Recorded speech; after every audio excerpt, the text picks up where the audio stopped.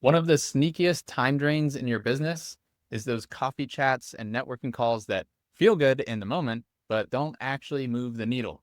And more importantly, we're going to talk about how to turn those conversations into actual clients. I'm Riley. Mm. This is Ped. And together, we've spent over 30 years and $100,000 building our own coaching and consulting businesses. And we have this show to help you build yours with less time and stress. Yeah, I can't tell you the number of hours, days I've lost with these like friendly catch-ups that really went nowhere. But really, once you shift your approach and bring in the right questions, the same hours can suddenly become a growth lever and not the dead end that it has been for me in the past. So yeah, I'm For really looking sure. forward to this chat. Yeah, so we're going to talk about the 5 questions that turn those conversations into actual clients and why they work when casual small talk isn't really hitting the mark. So let's dig in, shall Let's we? kick So off. so first of all, just to frame this up, I think because there's kind of two segments of the audience we're speaking to here. So there's a lot of people we talk to who coaches, consultants in this space who struggle to even have any calls at all. So if that's maybe problem number one to solve. But if you are actually having conversations with people, good on you. But what we have found is that oftentimes those conversations are not very productive. And so if your calendar is full of chatting with smart, talented people, prospective clients, but your pipeline is still empty, your actual like paid hours are like non-existent, that's an issue. So that's what we're that's what We're we're going to fix talking that. about here. When we want to get you off the coffee chat treadmill, I guess so to speak, because it's honestly it just becomes a huge waste of time. Yeah, well, like I said, alluded to a minute ago, I've wasted a lot of hours on these virtual coffee chats. It feels like I was busy. It feels like I'm building relationships. And a lot of the people that we work with, and I'm sure those of you who are listening, are relationship first people. And so jumping on a call with someone does feel like a very natural thing to do. But if there's no results, then it's just not time that's being spent wisely. I mean, that's when I look back and think about those hours. It feels like those, like, well, look, there were good conversations. There's always a good conversation when you're meeting like-minded people. But if there's no clients, that's no good. If those conversations just fizzle away, also no good. But worst of all, if you leave those conversations and there's no new insights around what it is that you should be offering to the marketplace or what would actually be helpful, just that's more of a double whammy of not so good. So these things, when you're having these virtual coffee chats that are unstructured often, you can feel good in the moment. You can leave a conversation feeling buzzing like you connected with someone, but from a business growth perspective, not so good, right? It's Yeah, and I mean the other side of like what that opens up the door to is if you're having a lot of conversations, you're wasting time.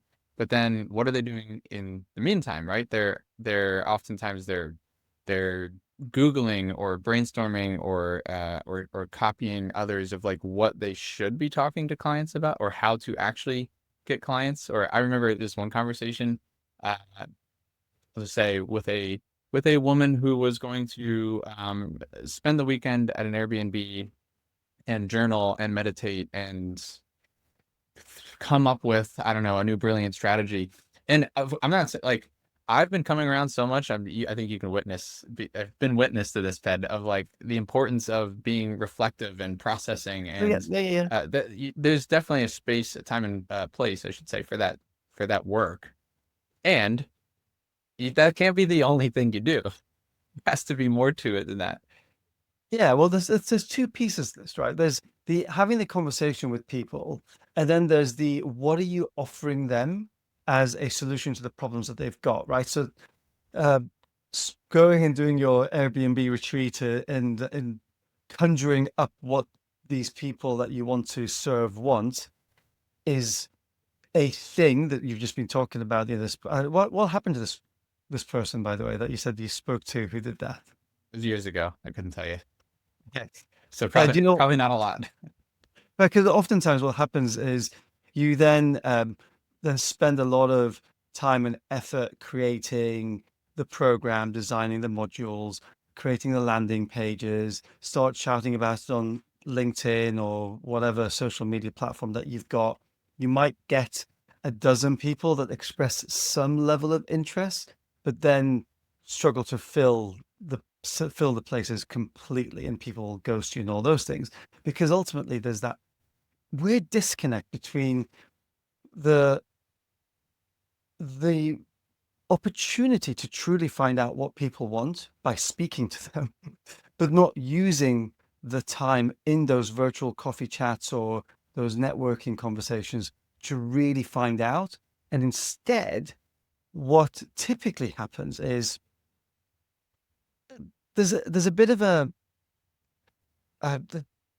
implicit agenda of I'll talk about what I do, you talk about what you do, but that's not even expressed beforehand. It just happens. So then it becomes a bit clunky to then segue into, oh yeah, so my thing that I've got that I thought about could be really helpful for you. And then that becomes really icky, which is a complete other conversation around how we find it uncomfortable doing the whole sales thing because we're trying to shoehorn in a sales process into a virtual coffee, which is a big no-no.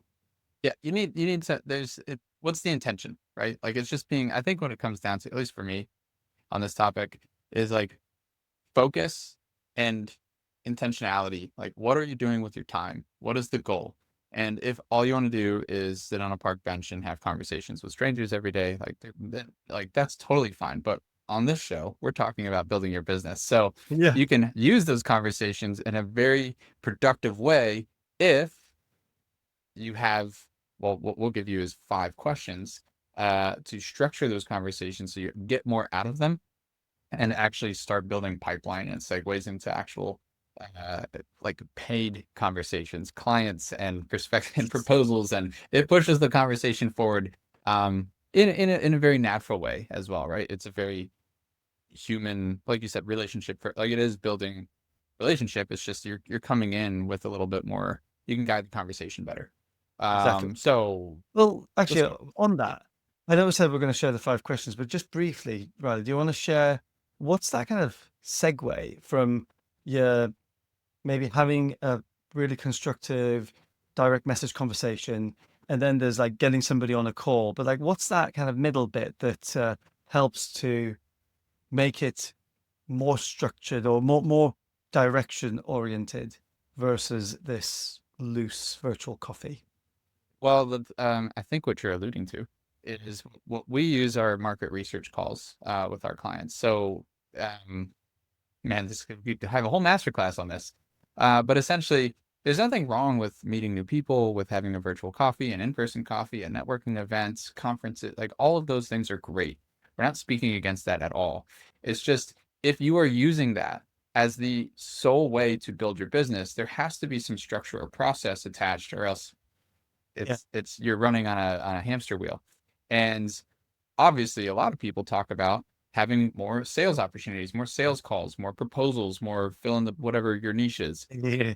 But that bridge between, oftentimes what we have our clients do is market research. And we say you need to actually, so this is the like have the conversations, put yourself out there, but then don't just stay in your head. We often tell our clients top down and bottom up approach. This is where these things come together.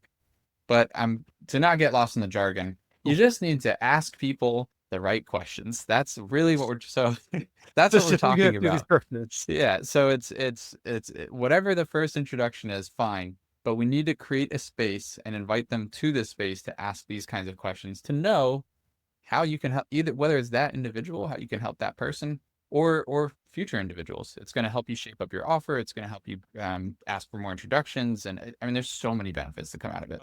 Um, Yeah. And one thing before we actually share the questions, it's important to be really transparent as well in these conversations. It's not, hey, let's go on a call. It's, hey, I'm doing some research, market research. I'd love to ask you a set of questions. So it's not even a mystery to them. right? It's It's like super they clear. You're know what setting they're the getting agenda. into for. Yeah. Absolutely. All right. And it's not a sales call. No, I and should it's have not a said, sales yeah, call. you're not selling Right. anything. You're actually, yeah. All right. Question number one. Yeah, right. Pet, take the floor. What's the first All thing right. that you should Well, be look, asking? we should also say that there's no particular order to these first three that we're going to share with you. But I often quite like to start off a market research call with what the person's goals are. You know, this is really setting the stage because people love to dream about what it is they want in their lives or in their works, or in what they want in their work as it relates to who they are, their identity, and all those things. And so just hearing somebody talk about that can just really lift the resonance of a conversation. And I like to talk about, you know, when I ask somebody about their goals, talk about short-term goals and long-term goals. All of these just kind of give me a sense of the direction where somebody is going and ideas around specific milestones that we can potentially help them with. So that's to me, these flow so nicely together, though. I will say, even though there's not, yeah, particular order, but if you know where someone's going, then it would stand. So, question number two, it would stand to reason that you also want to know where they are, because you need two fixed points to figure out, to give you some context. So, that question is, where do you feel you are right now in relation to that goal, or those goals? And I might shoehorn in here, question number three, I'll, That's I'll right. say, Yeah, because another way of asking that question that starts to segue here is, and so what are you trying right now, or what are you doing right now to move you closer to that goal? And so that kind of tells you a little bit more tangibly, grammar. Uh, it tells you the things that they're kind of working on, and sometimes they might say things that they have worked on. And so question number three here is, what have you already tried, or what are some things you've tried in the past? And sometimes these can go hand, and this is why there's no particular order. It depends on how they answer their questions sometimes. yeah, But you really want to know this to set up the context for where they are and where they're going and where have they been, is basically, in summary, these three questions. and then the fourth question is really about kind of drilling down a little bit, which is when they've shared with you something that they've tried that hasn't worked so well. We would call that a problem or an obstacle towards their goals. But really, we want to then uh, just drill down into what the consequences are of those problems. So that it could be frustrations or annoyances. It could be a negative situation that's happening in their work or their lives, and also, if left unchecked, what are those fears or worries or anxieties associated with it? So I like to structure these questions really simply. So when someone said, you know, what's not working as well as it could or should, the problem question, I go, okay, what's bothering you about that? What's the impact of that on you? What are you bothered is going to happen if you don't resolve this? And these are, they could be, it feels very natural as people can open up, and it's not in a way prying, it's just genuinely there, person to person, understanding what's going on for others. And one of the things that I know that our clients have initially found uncomfortable is like you feel like you're prying a little bit, but in fact, when in asking these questions, once you do that, people just feel way more understood and the trust builds. It's what I literally just saw a commercial about this on TV the other day, Ped, where they have two friends sitting at a coffee table, coffee chat, and one is venting to the other about who knows what, and the friend that is listening is just scrolling their phone, going like, uh-huh, uh-huh, yeah. And so they pull in like the backup, and like a good friend comes and takes that person's place and just sits and is like, I'm all yours, like I'm fully listening. And I think like it's a humorous commercial, and there's a lot of other context, but the tie-in here is like, don't underestimate the power of just active listening. For some people, that alone is priceless. I mean, people pay money for that. Like that's a lot of times why people go to therapy or have counseling. And I actually have a degree in that, so I'm not belittling that space at all. But literally, just the presence can be huge. And so, oftentimes, to your point, any hesitations is really just stuff we're making up in our own head. Um, but question number 5, if I could Yeah, go there, go for it. is essentially it's like, what's the ideal solution for you? Like, what would that look like for you? And this is why, not no particular order, but keeping it contextual, you might phrase that question differently if you're asking about the problems and the obstacles and the goals. And so, what is the thing? What is the delivery vehicle? What is the fill in the blank, that like the bridge that would help you get from where you are to where you're trying to go? And I think that is what it helps. And gosh, in so many ways, I'm going to try to keep it concise here, because I mean, it helps you decide what you should be selling. It helps you decide what you should be building. It helps you know whether they are a fit or not. Like, there's so many good things that come out of that question, and bonus points, brownie points for people who are like writing notes and applying this stuff. Um, I like, for this question in particular, even though you could do it for all of them, incorporating this into an analogy. And so an example of that is that I've used in the past is like, if you're driving from point A to point B, then like, what would be the ideal ride? What would be the, like, do you want a horse and buggy, or do you want a car? Do you want someone to rocket ship you there? Or do you want like a driver, or do you want to drive yourself? Like, Yeah, yeah. there's so No, many options that you can go with. Like, what is the thing that you're looking for? But you got to be careful with your analogies, or else it can get really confusing really quick. So I've learned that I lesson. love a good analogy. So if you want to keep it simple, just ask the question, like, what is the ideal solution, and what would that look like for you? Cool. So we've got those 5 questions. We've got, what are your goals?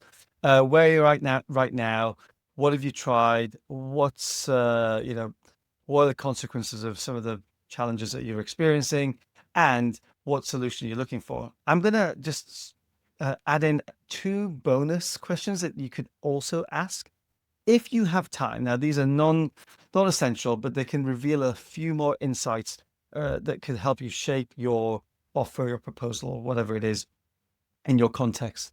Uh, the 6th question is, what would make you hesitate to invest in a solution? Now, we Nietzsche don't good. always That's a get good one. time to ask this, but these will reveal some of those objections that can feel like a barrier when it comes to a sales conversation, which, like we said, this is not a sales conversation, but further downstream. And yet, when you ask this up front, it can give us some insights around how we can adjust the offer, the proposal, so that it becomes an easier yes for someone to get involved in. Yes. Hands up. Yeah. Yes. Yes. Right. Right. Yeah. I'm waiting for Yes. teacher Ped to call Yes. on Yeah. that. Yeah. Yes. Yes. Yes. Right. Yeah. But caveat here too. If you already know that one of the objections is going to be money related, then a version of that question you can ask is like, what is the most or least that amounts that you're willing to invest, or Mm, what, or you could just even say, what are you willing to invest? We have a client that asked a version of that question, which can, that could be time, energy, resources, and they'll tell you what is most top of mind, even if it's not money. Maybe it's time. It depends on the niche, right? Like, what is an executive coach versus like a career coach? There's different barriers that might come up. and lovely. That's a really good question. It kind of relates to the 7th bonus question, as well as to ask around what success might look like. So you might say, if we were going to work together, what would success look like in, say, 3 months' time or 6 months' time? Because in asking a question like this, it makes it a little bit more tangible for somebody to think about what an outcome of a process that they might invest in could lead them. And linked to that, how much you're willing to spend, it can also give a good indication of how they might be thinking about the return on investment. And and again, this might not be completely in somebody's awareness before you ask them, which is also one of the big bonuses of asking these questions, because oftentimes these things might lay dormant in someone, but they haven't really articulated them. So asking these questions really, asking these thoughtful questions can really open up someone to think about things that they haven't maybe thought about explicitly or even articulated. Yeah, I mean, overall, if you're using all these questions, I think one of the big differences as we wrap up here, some key takeaways, right, is that oftentimes people are coming into these calls with no agenda, and they are meandering and meaningless, And it's just all about that like good conversation. And again, I love good conversation, but if there's not some clear direction, it's not going to help you build your business. And then on the other side is too much. You were trying to do too much in one call, too adding too many things to the agenda. And so this is where each step on the journey, each step of the process has its place, has its purpose. And so this piece of it, I can't tell you how many people just gloss over it. They haven't done it. They've skipped it because they never thought of it. It's My gosh. honestly, it's shockingly Just how on that, also the number of people that we come across that say, "Oh, I've done this before." And I was okay. Well, how's that worked out with where you telling me that you don't know what your clients want? It's if you've done it before, it's probably and you're not where you want to be. It's probably worth doing it again and maybe looking at how you've done it because maybe the way you've done it before, this is a quick side point, is you've probably asked people what they think about your idea and called that market research, which is totally not what we've been talking through. yeah. I mean, could you imagine like Coca-Cola running the same ads from the 1950s? It's like you can't. It always evolves. You have to keep. Yeah, you should. It's great that you've done it before, and you should keep doing it. To stay in touch because the market evolves, people change. So, anyway, please Yeah, ask anyway. those questions. Please keep doing your market research. And if you have been stuck specifically in that spot where you're talking to people, but it's just this cycle of like endless coffee chats that don't actually convert or lead anywhere, it's completely unpredictable. Here's a way you can add more predictability and start building your pipeline. And honestly, just like it's so you can stop guessing and living in your head and start asking better questions to be more effective and efficient and productive. And that's what turns those chats into actual business opportunities. And the bonus is that when you actually have these conversations in a structured way, your potential clients will actually enjoy those conversations and they'll remember you as someone who asks thoughtful, energizing conversations, not just a kind of a friendly face or a nice chat they had, I don't know, a couple of months ago. Yeah, it's people don't like to be put in a box, but having those like memory hooks, those labels can be really helpful. Anyway, if you like this kind of content, make sure you're on our newsletter. That's where we share more information, more details, more offers, more things, more bonuses, resources, etc. And don't forget to like, comment, subscribe. That way we know what to make more of for you guys. And you also won't miss any new episodes. Absolutely. See you next time.